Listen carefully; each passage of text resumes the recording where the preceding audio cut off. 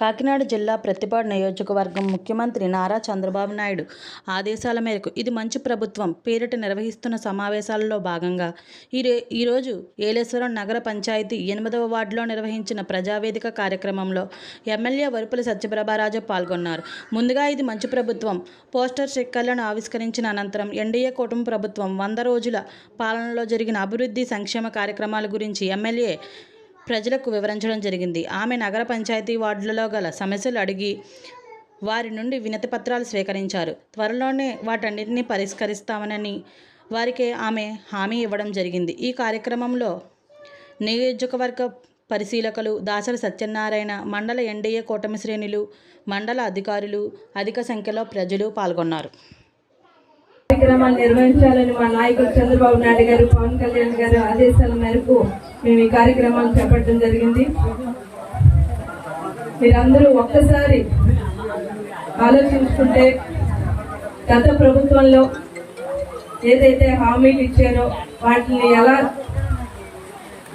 నిర్వర్తించారు, ఎలా చేశారు, ఆ ప్రభుత్వ పాలన ఎంత అరాచకంగా ఉంది.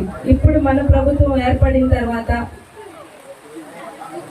మేము ఇచ్చిన హామీలను ముఖ్యంగా పెన్షన్ల గురించి చూసుకుంటే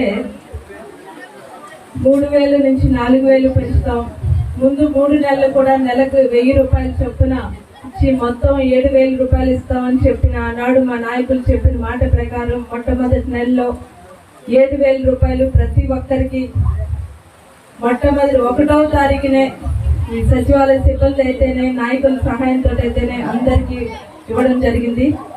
మీ అందరికీ కూడా, లబ్ధిదారులందరికీ కూడా అవి లభించినాయి అని నేను అనుకుంటున్నాను.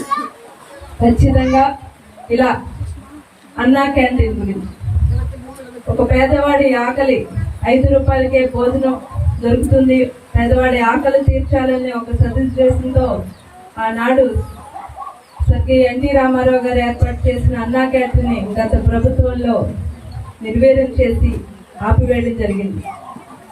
మా ప్రభుత్వం అధికారంలోకి రాగానే వారు ఇచ్చిన హామీల్లో